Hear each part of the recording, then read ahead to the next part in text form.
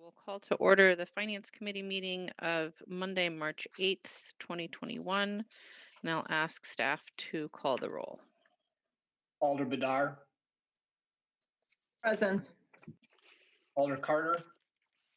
Present. Alder Furman. Present. Alder Kemble. She may not be able to answer yet. Okay. Here. Okay. Here. Alder, thank you. Alder Harrington McKinney. Present. Alder Revere. Here. Mayor Rhodes Conway. Present. Mayor, you have quorum. Thank you. Our first item is number 1, public comment. We have no general public comment today. Are there any disclosures or recusals by members of the body? Seeing none. We'll move to the consent agenda. Alder Kemble has requested that items 2 and 7 be excluded from the consent agenda. I'll note that we have Jacob Klein here on item 16 available to answer questions. Are there other items? Alder Furman. Item number 18, please. Thank you.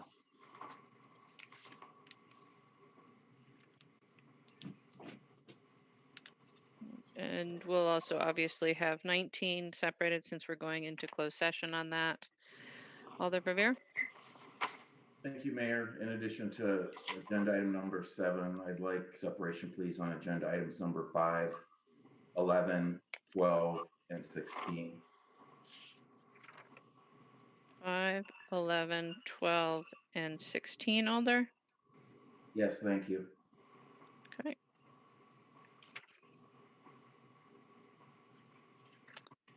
Are there any additional items that alders wish to have separated from the consent agenda?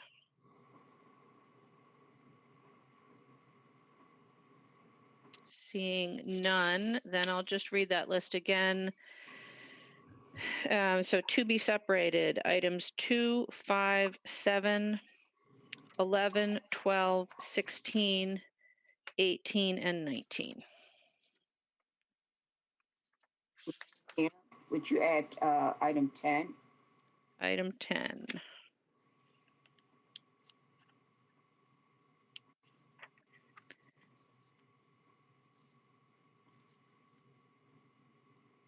All right. Any additional items?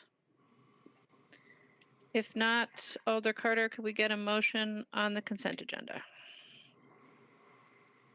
You're muted, Alder. I move adoption of the consent agenda. Is there a second? Second. All right, it's been moved and seconded to adopt the consent agenda. Is there any objection to recording unanimous vote in favor?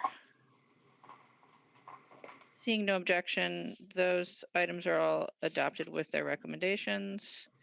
And we'll come to item number 2, which is Legistar 63525, authorizing a double fill of the Legislative Management System Specialist's position in the Common Council office.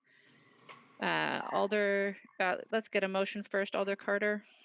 I move adoption of item 2. Is there a second? Second. Thank you. Alder Kemble, you had questions? Yes. In the item, it says the new person is expected to be hired and in place by March 15th. Obviously, that's not going to happen. So we might not need to double fill for 12 weeks. So I guess my question is, where are we at in the process, given that the Common Council Executive Committee needs to make a recommendation and the council needs approval, and how likely is that to happen by the end of the month? Because Lisa is gone April 2nd. So I just like if there's anyone on this meeting that can give us some clarity about expected timelines since we reopened the search. I would appreciate that. I can start off and someone else can, if someone from HR is on. Um, Lisa's on payroll until June, so it still needs to be double filled unless we decide to not hire anyone until after June. So that should have been updated and it wasn't. I see we also have Erin Hilson from HR. Oh, I didn't see Aaron on here. Sorry. Aaron, go for it. Hi there. So as a civil service position, we wouldn't expect this position to be filled for a few weeks. It did have to be reopened. I think we thought that given the fact that we were doing an internal posting, that it might move relatively readily and have an opportunity for double fill for more than 30 days. I can't see there being a chance that this, even with the June date, a chance that this double fills for a full 30 days, which would mean that it wouldn't be necessary because obviously the HR director can agree to double fill for 30 days without this resolution. I think the extended posting may have pushed off the need for it. Alder Campbell? So just to be clear, Erin, are you saying that we actually don't need this resolution given how the timelines are looking to pan out? I'm saying it's unlikely that we would need the resolution given how it's actually panning out. But it also doesn't hurt if we were to be able to get an extra week or two out of Lisa's double fill. Sure. Yeah, I get that. I'm just wondering, I mean, I'm not opposed to doing this at all. I think the more, had we been able to get someone in time to like literally overlap with Lisa while she's still in the job before she takes her vacation pay, that would have been optimal. But it's your sense, Erin, that given this timeline, it might not end up happening until late April, early May.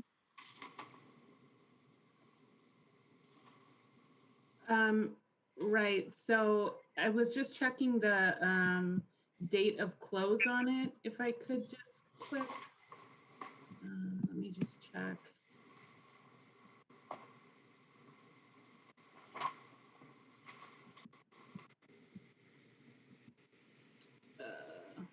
Might just take me a second. I can get back to it if you have any other questions. In the meantime.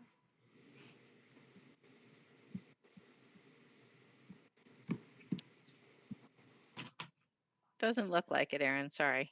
Okay. So stall doesn't work.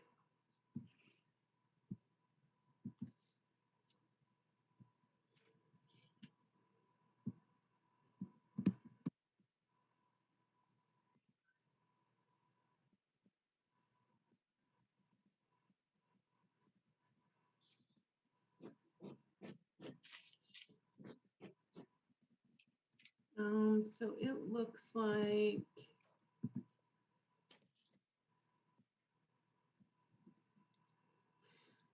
the close date is now, yeah, the close date is now the original date that we thought we might have someone hired by 3/14, which would put off the interview process for, I would say, at least 3 to 4 weeks beyond that at a minimum, which would be then April 15th. Yeah, so 6 weeks would cover that double fill, even if she was on vacation that whole time. Okay, thank you. I guess, that's really good information for us as a council to have as we think about, how we're going to get these functions covered. And maybe President Carter, at our next CCEC meeting, we can have that as a topic of discussion, like how, before we get someone new in, how we might get those functions covered once Lisa is gone. Thank you. Yes, on the 16th, we have a full transition plan presentation. Great, thanks so much. All right, any other questions on this item? The motion is to adopt. Is there discussion? Seeing none, is there any objection to recording unanimous vote in favor? Seeing no objection, the item is adopted. And that will bring us to item number 5, which is Legistar 6404, 004, which is authorizing a new contract with Pelletary Waste Systems. Alder Carter, a motion. Move adoption of item 5. Second. Moved and seconded. Alder Verveer, you had questions? Yes, thank you, Mayor. So a question or two for you, Brian and Charlie. I see you're both in the meeting. The first question is, according to the resolution, this was the outcome of a competitive RFP process. Could you confirm that and state for us how many responses we received besides Pelletary? Yeah, we received 2 total bids, so Pelletary and then 1 other company. Did my mic did it work? Or is it proprietary? Is it Waste Management? Oh, sorry. No, okay. Yeah, no, it was the other company called like Lakeshore Recycling out of Chicago. They had recently acquired a couple other businesses in the Madison area that's sort of in this sphere, and so they were the other bidder. Waste Management did not bid. I see. And I was just thinking of Waste Management because, of course, we used to contract with them for these services back in the day. Right. And then, of course, more importantly and meaningful are the new contract terms that are provided here in this resolution in detail to some extent in the fiscal note. Could you give us an overview, please, of the contract terms and how the focus has changed somewhat dramatically? And I presume confirm that this was a subject of negotiation.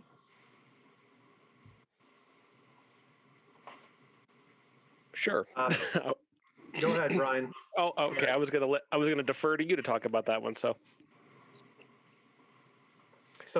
In that case, then I will go. Alder Verveer, the expected increase came about. This was something that we've been talking about for probably 14, 15 months that we knew was coming.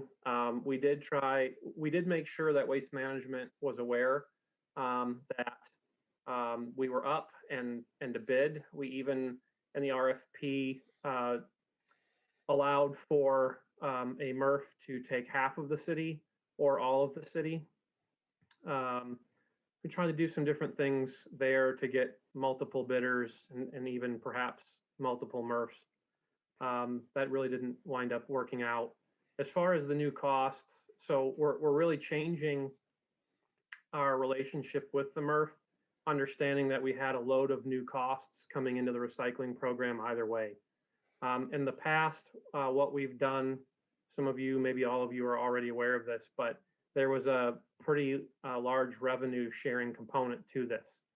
Over the last 2 to 3 years, the revenue for recycling has gone down precipitously, and there's no belief that it's going to come back to that level. Not that it won't rebound at all, but not to those kind of levels.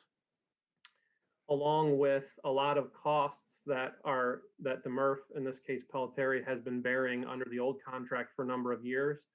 They've been telling us very directly that as they get new contracts online, and it's not just Pelletary, it's MRFs throughout Wisconsin and even the Midwest, they're passing a lot of their new expenses onto their customer base. We were just fortunate that we had them locked into a contract that allowed us to get a little deeper into this sea change of recycling markets than other municipalities did.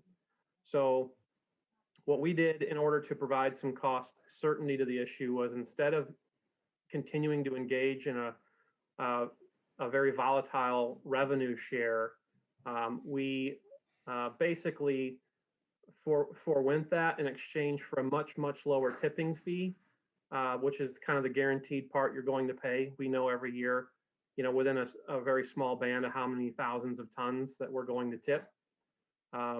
And by foregoing the revenue share outside of a much larger band, if it goes above, I believe it was $85 a ton, we would share again. Our tipping fees were cut from probably, Brian, correct me if I'm wrong, we expected them to go up to over $100 a ton or more, and now we're what, 30-ish? Yeah, like it was I think $75 to $100 is what we thought, and then the new contract, the base tip fee is $20, and then there's how we pay for the trash that's in the recycling is a little different, and so it'll shake out to being like $38 a ton. So what's happened the last 2 or 3 years with the revenue being so volatile and volatile in a way that is against us, finance and council have had to appropriate hundreds of thousands of dollars of money to plug that hole at the end of the budget year. Like I said, the principal reason for the change here, one was it was going to be very difficult to continue with a revenue share. The MERS nowadays want some certainty based on keeping their businesses open, but also for us was try to avoid a situation where we get towards the end of the year and we're scrambling to find hundreds of thousands of dollars to make up for revenue shortfalls. So doing it this way will give us a very, very good idea of what our costs will be in a much tighter band going forward. The increase for the costs was inevitable. Thank you for that description. It's very helpful. Can one of you that further explain how this new proposed contract starting next year would change as it relates to, as Brian put it, the trash that's taken to the MRF? Is the amount of contaminated recycling increasing, staying about the same? I've heard, Brian, you talk about wish cycling in the past, and I'm wondering if the contamination levels are going in the wrong direction. Have you thought of ways, and I know budgets are tight, but thought of ways to try to mount a renewed public education campaign about how problematic the contamination is, and in particular wish cycling? Alder Revere, you couldn't have teed up a better question considering some of the news I got today. So thank you. So and we didn't even talk in advance. I know, right? No, this is a complete dumb luck here. The contamination rate, like right now, it's 18.9% of what's in our recycling is trash, and it's been that way for a little bit.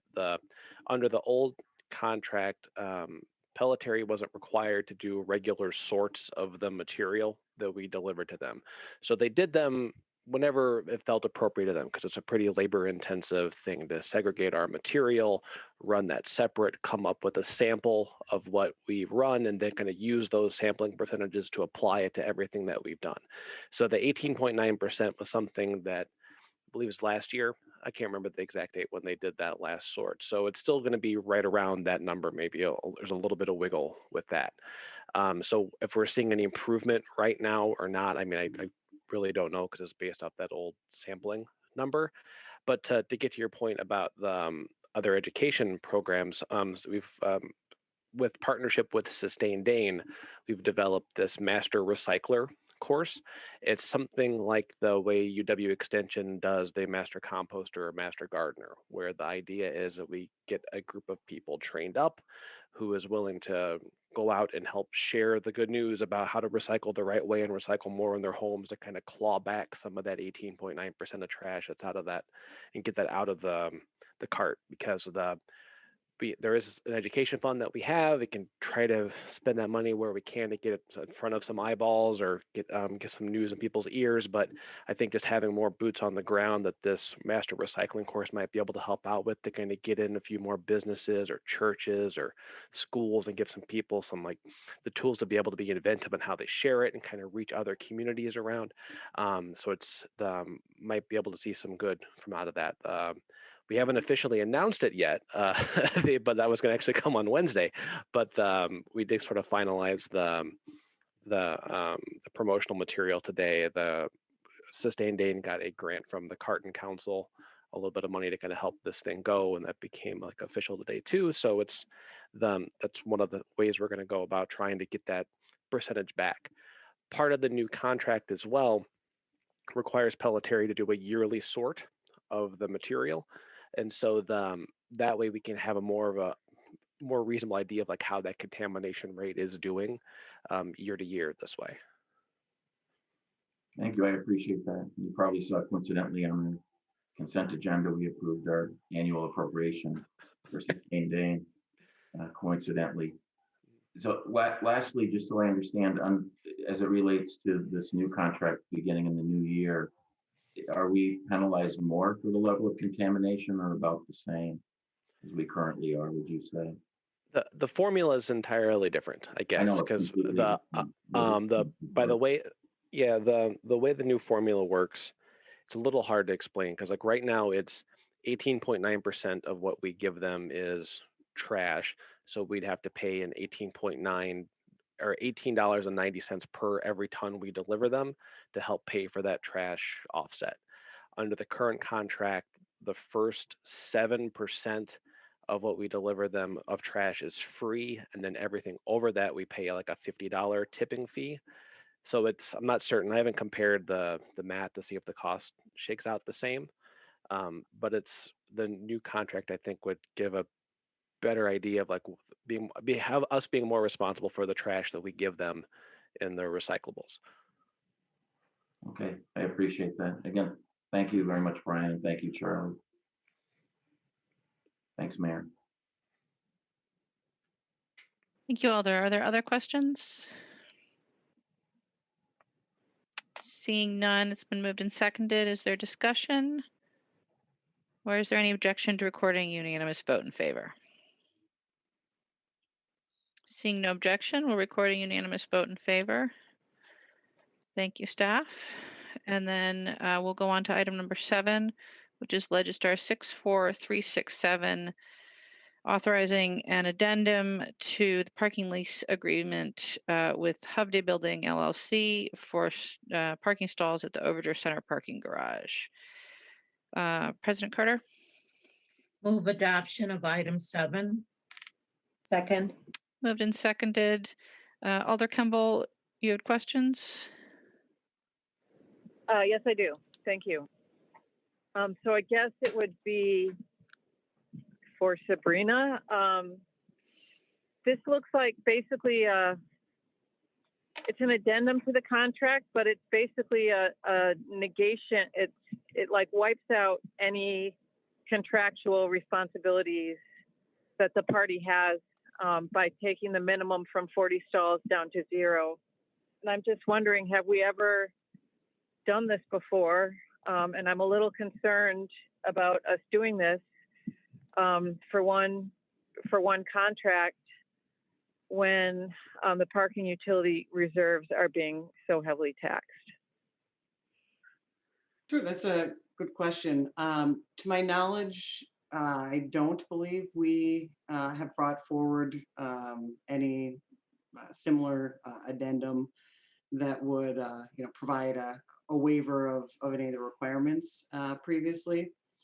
This was a request that came through from Hovde to have some temporary relief regarding the minimum parking spaces that they're required. Given the kind of current situation with the pandemic, they're using very few of those spaces. Those spaces are used by tenants of their buildings, and there currently isn't a need. So you're absolutely right. It would have a financial impact on the parking utility for this. It would not negate the contract. It would just be an addendum. All their terms would be in place for the full contract, with the exception of that minimum for whatever term or time period might be approved. So again, this is just a request, I think, given the context of the economic situation that businesses and others and lack of demand downtown that we brought this forward for their request to be considered. And can you tell me how many monthly parking permits that we sold this time last year, and what the reduction in demand is for us for the Overture Center garage? What that reduction in revenue has been for us? Sure. So for many of our month-to-month parkers, there have been significant reductions and cancellations overall from those members of the public that are just under month-to-month agreements that have not found themselves having a need for that for the last year or so. I don't have the exact numbers in terms of numbers of permits reduced. What I can tell you is kind of prior to their initial request to reduce the permits, I believe Hovde had around 60 spaces currently issued. They reduced those in, I believe it was November, either October or November of last year. They had requested a reduction, and those were brought down to the minimums of 40 spaces. They had requested, obviously, a further minimum, but contractually we are not able to authorize a reduction below the 40 minimum. Yeah, I'm sorry. I was asking about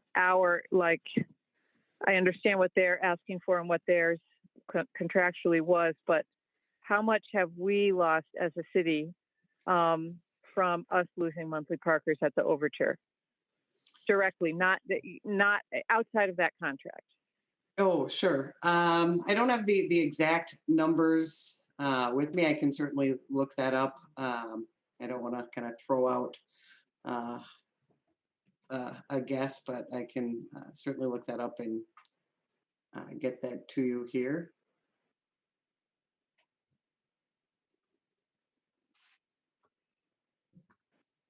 Alder Kimball, any other questions? No other questions for Sabrina, but I'm very interested in knowing what that number is. Thank you, Alder. Alder Verveer?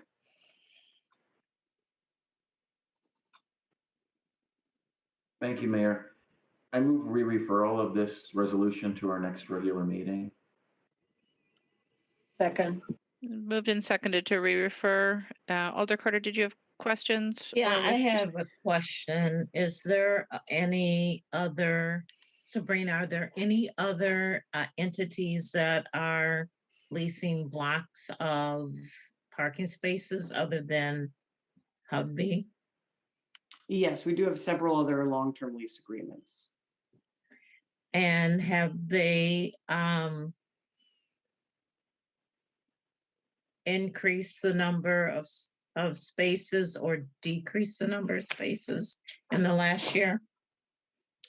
None have requested a decrease or waiver of those minimums. Okay, thank you.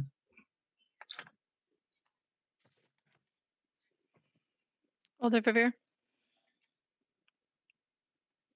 Thank you. I just want to take a moment and explain the rationale of my motion to re-refer this item to our next meeting on March 22nd. This is the outcome of several conversations I've had with Sabrina on the topic. We both agreed that we thought it would be best for the city's Transportation Commission to discuss this matter first, as they're the ones with the immediate fiduciary responsibility over the parking utility. This resolution is on the agenda of their next meeting this Wednesday. So it would still keep the same timeline for when it would come back to the Common Council at our meeting of March 30th.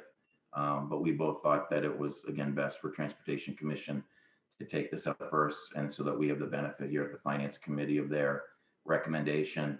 The reason why no one from the requesting party is here, that is the Hubdy organization, is because I had notified them in advance that I would be moving re-referral at this meeting. Thank you. Thank you, Alder. Is there any further discussion? One item, I do have those the requested financial numbers. I was able to pull those up for Alder Kemble. Go ahead, Sabrina. So last year, monthly permit revenues were 553,000. That was in 2019. Last year was 323,000. So a loss of about 230,000 for monthly permits. Thanks so you, much. Sab- I'm going to anticipate the Alder and ask if you can send those numbers to the Finance Committee. Absolutely. Thank you. And the Transportation Commission as well. Yes. All right, the motion is to refer to the March 22nd meeting of the Finance Committee. Is there any further discussion? Is there any objection to recording an unanimous vote in favor of referral? Seeing no objection, that item is referred to March 22nd. And that will bring us to item number 10, which is Legistar 64454, amending the capital budget to transfer funds from reconstruction streets to Pastor Mitchell, Pastor Everett Mitchell. To the Garver Path project in the bike and pedestrian capital budget. Let's get a motion first, please. President Carter. Move adoption. I believe Second. Alder Badar is seconding. Thank you. Alder Harrington McKinney, you had questions? Yes, thank you, Madam Mayor. For this particular item, would staff speak more about, when I looked at the body of the fiscal note, the first paragraph, the second paragraph, and the third paragraph, my question is that could you say more to speak to this particular item in terms of the $580,000 and the shortfall? I've read it a couple of times, but I was still not really understanding, number one, the transfer, and then specifically the items that it was transferred to fill. So I think that if staff could just give me an overview so that I can better understand it, I'd appreciate that. Sure, Alder. Chris Pedakowski is here to answer your questions. Thanks. This item, we had bid out the project, was approved by the council and received the bids. The bids came in over our estimate. So we are proposing to transfer some of our budget authority from reconstruction streets to this account, Garver Path, which is in our head and bike budget, to cover that a shortfall to allow the project to move forward. And so it came in higher than was anticipated. Was it specifically how? So you can speak to that, and then why is it going into the pedestrian bike path? How did that get connected? Yeah, so this project is actually two projects put together. The Garver Path currently exists in our pedestrian and bicycle budget item or division, and then Starkweather Drive is being reconstructed, and that gets funded out of our major streets reconstruction program, reconstruction streets program. So the project was over estimates for I think a couple of reasons. This includes 3 different bridges, 2 over the Starkweather Creek and then 1 over wetland area. You know, we do a number of bridges, but not a ton of them. So this came in a little bit higher than anticipated, but still a decent price. There was 5 different bidders, and they were all high higher than our estimates. So, so the way that our reconstruction streets program is a much larger program that handles or covers basically all of our reconstruction streets for the year. And the ped and bike budget for this item, Garber Path, was just only for Garber Path. So what we're proposing to do is transfer some of the funds from our reconstruct streets to the Garber Path project to cover that shortfall in the bidding that was higher than our estimate. And my final question is, in the list of priorities, where does this particular project fall in terms of your work plan? The Garber Path project? Yes. Boy, I'd have to. This particular project, where does it fall in line with the other projects that, you know, if you're going to do a ranking, I don't know if you do a ranking, but where does it fall in terms of a priority level? I'm just trying to have a sense of where generally why it was selected. It includes federal funding, which was appropriated for this project. So generally, those are our highest priorities where we can take advantage of utilizing the federal funding. I can't remember if it was number 1 or 2. I kind of think maybe sidewalk program was our top priority, but when we requested the budget item, but it was one of our highest ones. Okay. I don't have any additional questions. I'm still not really clear, but thank you. I don't have any additional questions to pose to you at the time. Thank you, Alder. Are there other questions? Or is there any discussion? Alder Carter. You're muted, Alder. Chris, can you tell me, and maybe I'm not reading this right, but when is the completion date for both projects? Since they're now together. The street would be completed this summer. The bulk of the bridge items for the path will be completed this year by November, but there's an area on the far north end of the job that would where the wetland is located, where we need the soils to settle a bit. So it's actually going to have to sit for 6 months and be opened up in July of next year. So it'll be completely done in July of next year. Okay. Okay, thank you. Alder Harrington McKinney? I do have one final question. So this project was specifically because of the federal funding that was available. So I'm asking a question. Yeah, so every 2 years we can apply for federal funding for the TAP program, which is the Transportation Alternatives Program.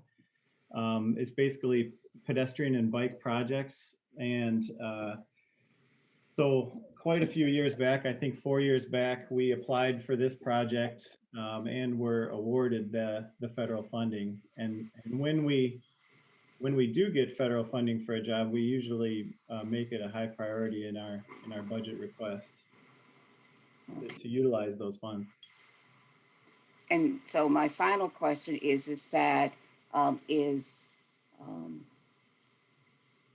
targeted to those particular districts that was the best fit for those federal dollars? Were any other areas considered, or that just kind of rose to the top? Why? How was that selected?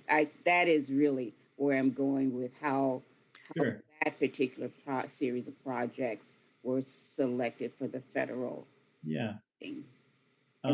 Process of selection. So engineering and traffic engineering have a number of projects that we track over time. And before we apply for the for the TAP program, we actually have to have the council adopt a resolution for the grant proposal. So what we do is we propose, staff proposes a group of projects to apply for each every 2 years. That goes to the Transportation Commission and then the council. And then out of that list, we usually get maybe one or sometimes none, sometimes 2 projects selected. In this case, this cycle, we had this one, and then the underpass at Hammond Road was also selected, which was built last year. Oh.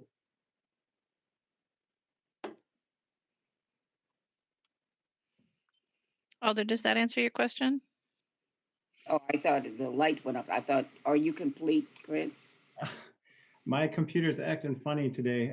I think I was pretty done. Yeah, pretty much. Okay, all right, thank you. And this slipped by me, and I do apologize. It came before, and these questions that I'm asking now should have been questions that I should have posed earlier, but it slipped by me. But thank you very, very much. There's still questions that I have, but thank you for answering those. Mm-hmm. That's all I have, Mayor. Thank you, Alder. So it has been moved and seconded. Is there further question or discussion? Seeing none, is there any objection to recording unanimous vote in favor? Seeing none, we'll record a unanimous vote in favor of item 10. And we'll move on to item number 11, which is Legistar 63697, having to do with various positions in the Metro Transit operating budget. President Carter, a motion? Move adoption of item 11. Second. It's moved and seconded. Alder Verveer, you had questions? Yes, thank you, Mayor. So the reason why I asked for separation on this item is not because I have any problem with the merits of it, but rather I have process questions. When I read the resolution, it seemed unorthodox in a few respects. The most obvious one is the last sentence of the resolution title is inappropriate, and I would request that we strike that. But moreover, I wanted confirmation that Justin and others at Metro Transit utilized the Human Resources Department for this resolution.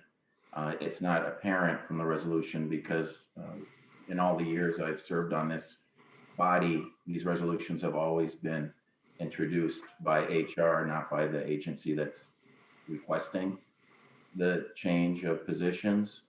And so I want confirmation that APM relating to personnel matters was followed. In this case, I think it's 2-4 from memory. And I see that Aaron is still with us. So I don't know if Justin wants to speak first to whether or not Metro followed the APM, or if Aaron wants to go first and confirm that for us or not.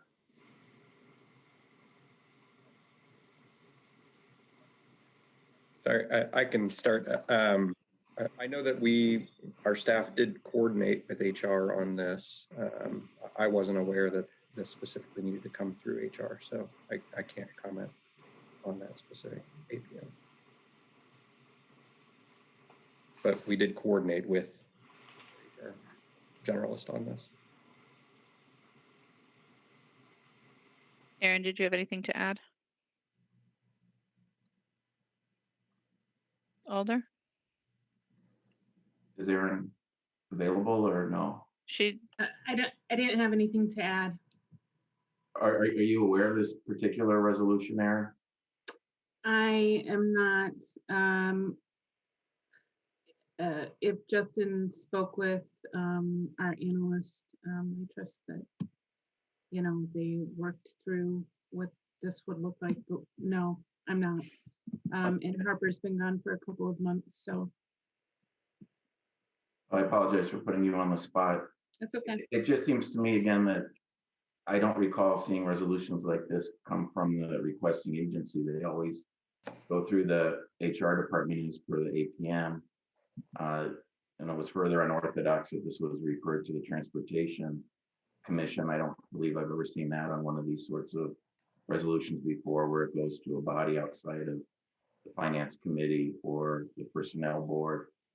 Can you at least confirm, and I realize this might be the first time you're looking at this, Aaron, but am I reading the resolution correctly that this matter would not be required to have a recommendation by our Personnel Board because each of these classifications already exists? Or am I, Yeah, or do you not have enough time to look at it? sorry about Yeah. that. Yeah, no, I did look at it. It made sense in terms of the positions that were being adjusted, even though I wasn't aware of it. Some time ago, we bumped up the amount of positions that were allocated to that tech position and another position to be like 0.6 per versus one whole position. And this just sort of reverses that course and makes that a whole position. None of the other positions are new positions. They're all currently functional positions at Metro Transit. So what you're saying is that this would not require action by the Personnel Board?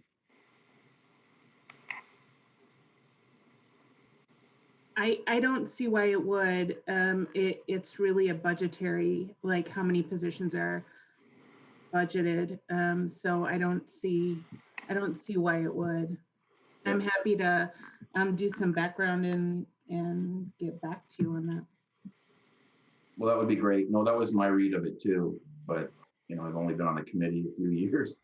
But in the past, again, not to be overly repetitive here, but in the past, these sorts of requests have always gone through HR, and there always has been a memo from HR in our packets attached to these resolutions, including those like this. We aren't creating new classifications. They don't require a classification study. Personnel Board can be bypassed, but under the APM, it starts and ends at HR in terms of the agency request.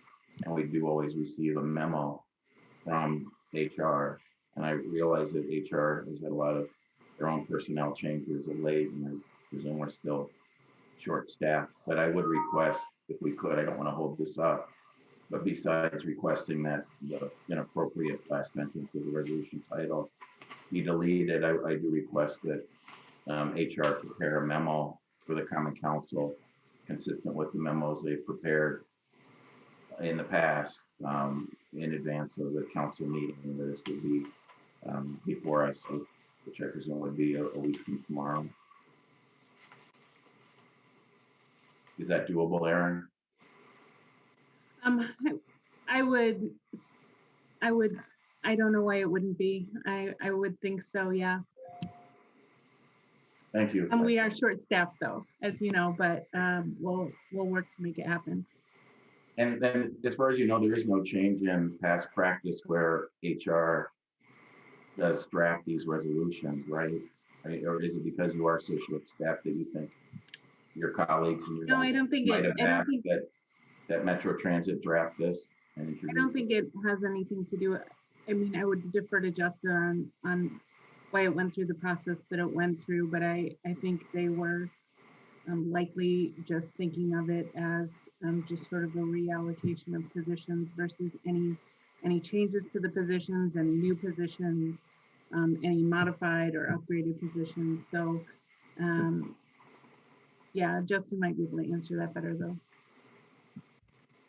Yeah, I mean, I know that we were coordinating closely with both our HR representative as well as our budget and finance person. So, you know, I don't, unfortunately, I'm sorry, I don't know exactly how it ended up being introduced the way it was, but I do know that kind of all three groups were working in coordination on it. Thank you. I appreciate that, Justin. I don't mean to make a big deal out of something that's just a process issue. Again, I have no problem with what you're trying to do and to serve your riders and your organization better. But I would encourage you to take a look at APM 2-4. And so you know exactly what my issue is here. So thank you. With that, I'm happy to support the motion, Mayor. Thank you. Thank you, Alder. Are there other questions? If not, it's been moved and seconded. Is there discussion?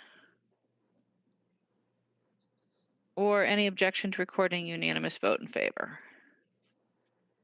Seeing no objection, we'll record that vote. And I'll just ask staff to get back to Alder Revere regarding his concerns. And we'll move on to item number 12, which is Legistar 63922, authorizing non-competitive purchase of goods from Muncie Reclamation and Supply for Metro Transit. President Carter? Move adoption of item 12.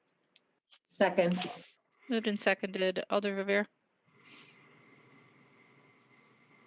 Thank you, Mayor. And I will admit right off the bat that my concern with this resolution is very, very minor, and perhaps it'll provide some levity to the meeting.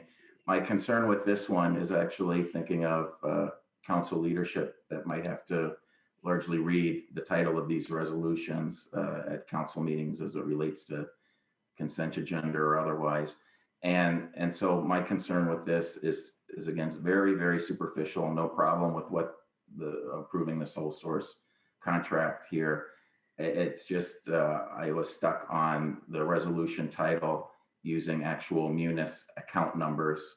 So whether it's GL or PL, I really don't want to start a practice, even if it's just Metro Transit, of having the Munis account numbers in our resolution titles.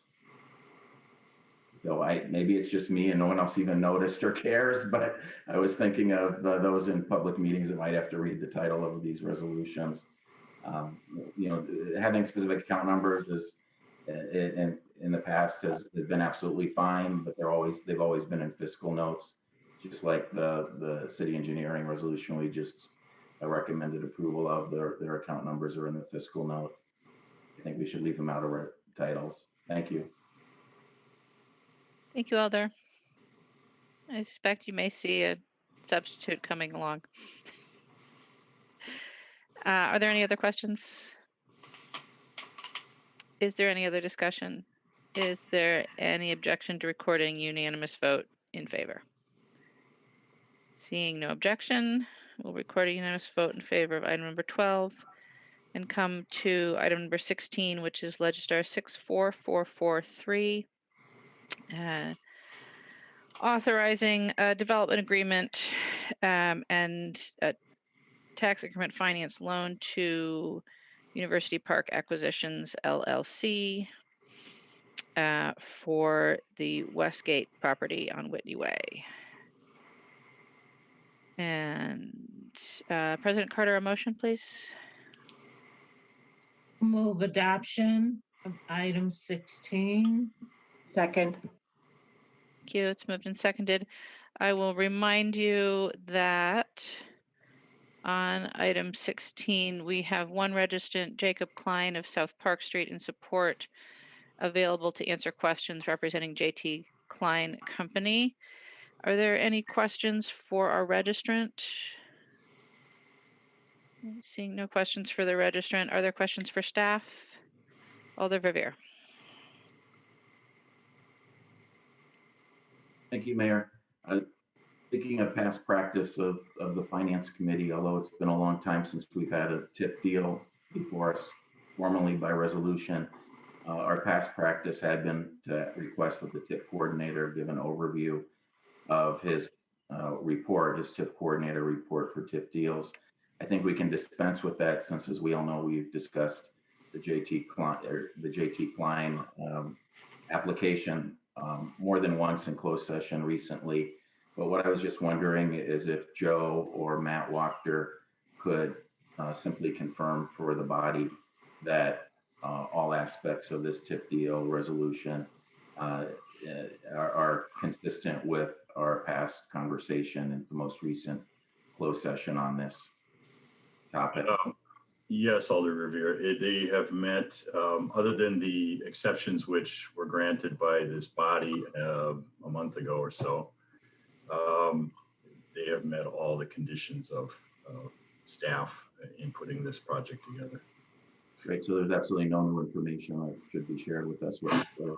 There's no what? I'm sorry, I didn't hear. Sorry, there's absolutely no new information, Joe, that should be shared with us whatsoever. Well, I can answer any questions regarding the report I've submitted. You know, if again, it's met all the conditions. It's demonstrated a gap. There's actually two gaps. One of which is $1.7 million for the senior affordable project, and one that's $774,000 for the affordable housing project. What is unusual about this particular project is that we are using increment because of a unique situation where the developer is the same owner over all three components. We are able to secure a guarantee of the third element of the project, which doesn't need TIF, to secure the loans of the first two projects because they can't support the amount of TIF that they that they need. So as a result of this, we were able to put together a rather flexible deal that helps us and secures us. In addition to that security, we are amending TID 46. We're in the process of doing that to include this project because 46 is doing considerably well with tax increments. Should there be any shortfalls or, you know, or we miscalculate our forecasts, we do have cushion available to absorb any shortfalls with the project or any delays until such time we can sort out those issues if they should occur. So that gives us maximum security going forward, considering this was quite a complicated project for us to put together. I feel confident that it's put together very soundly.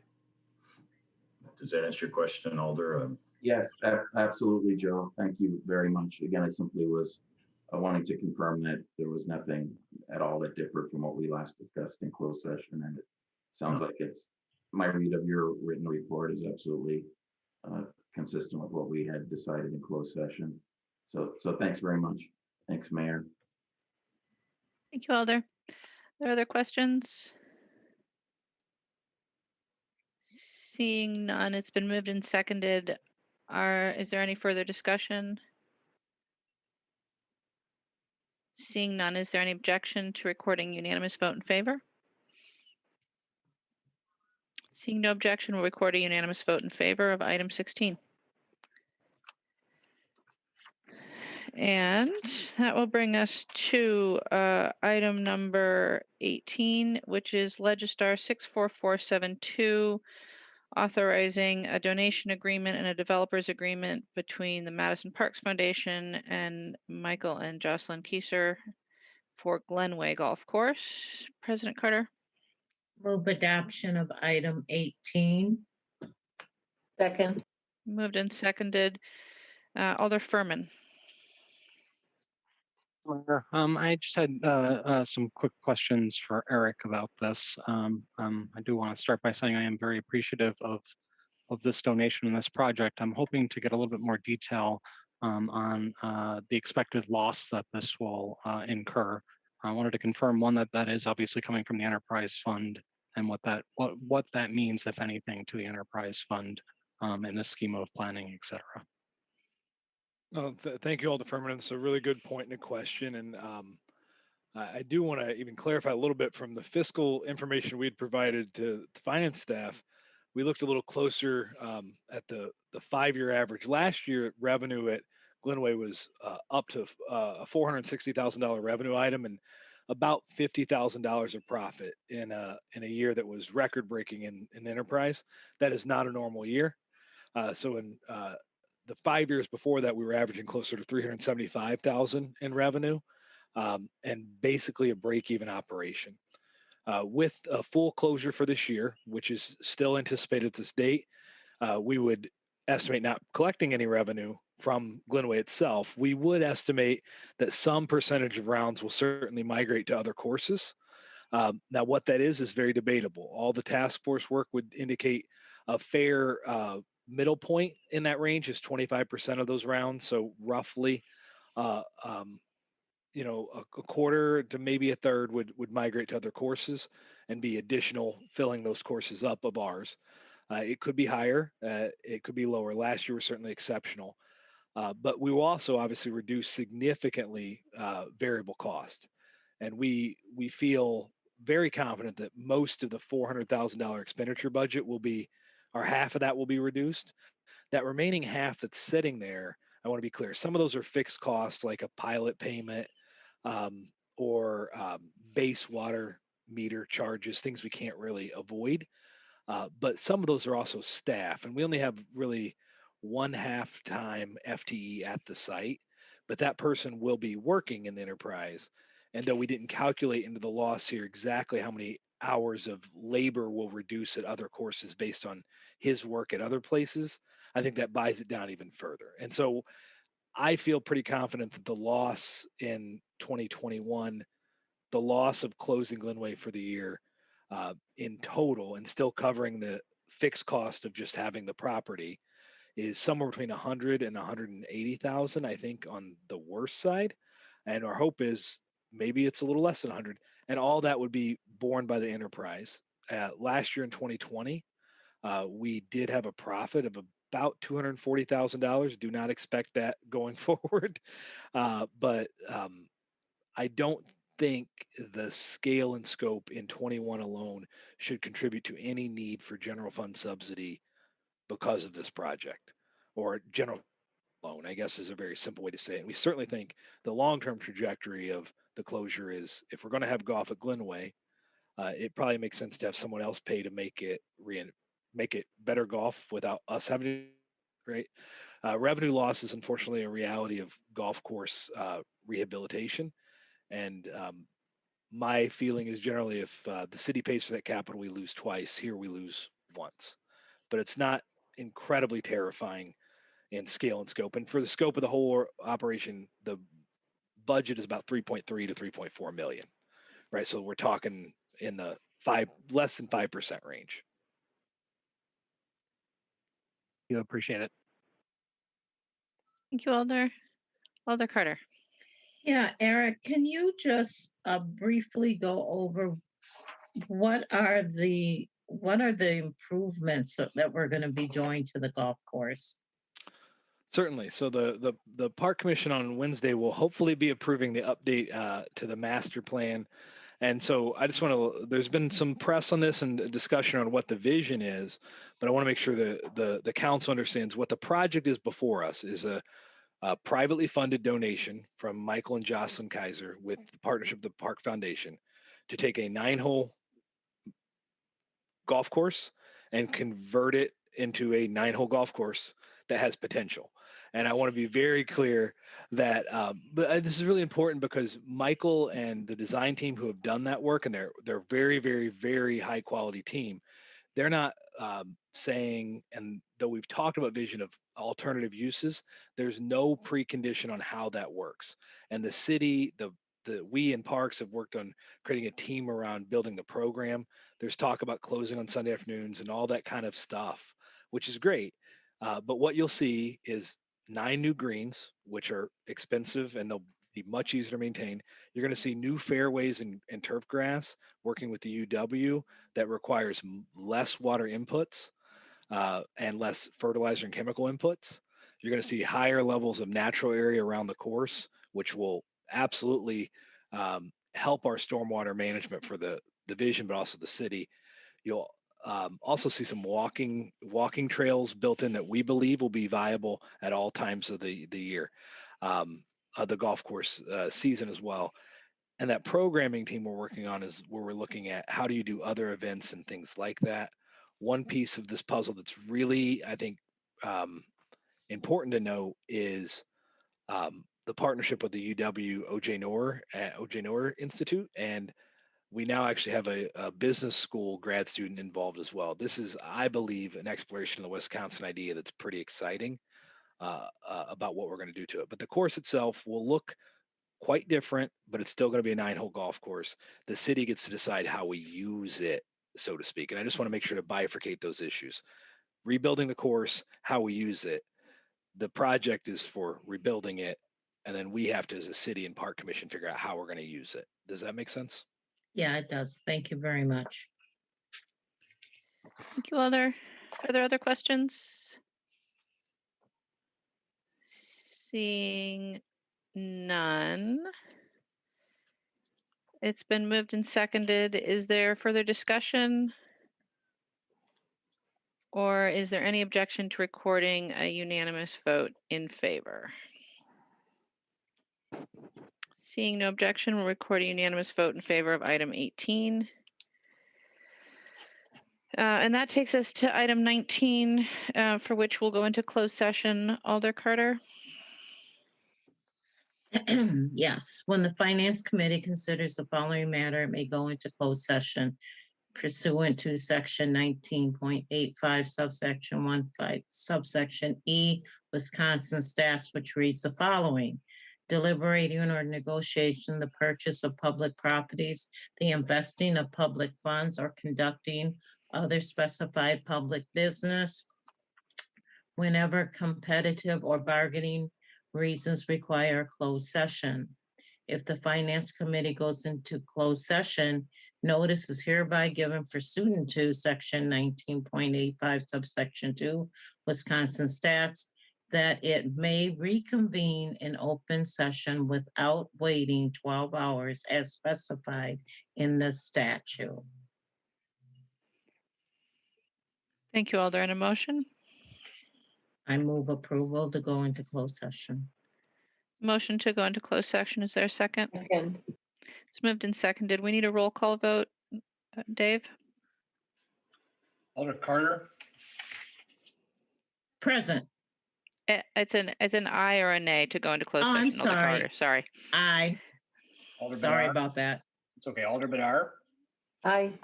Alder Furman, Aye. Alder Kimball, Aye. Alder McKinney, Aye. Alder Revere. Aye. Mayor, it's unanimous. Thank you. We will move into closed session now. So we'll ask, looks like all of the staff here are relevant to the item. So we'll ask our tech staff.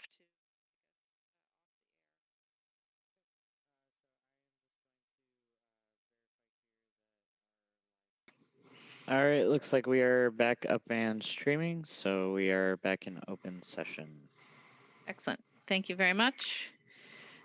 So we've reconvened an open session. Our report out of the closed session is after significant discussion. The Finance Committee gave staff further direction for continued negotiations on this project. And I believe that that brings us to the end of our agenda. Is there anything else for the good of the body? Seeing nothing, I'll entertain a motion to adjourn. Move to adjourn. Second. Moved and seconded to adjourn. Is there any objection to recording unanimous vote in favor? Seeing no objection, then we are adjourned. Thank you all and have a good night.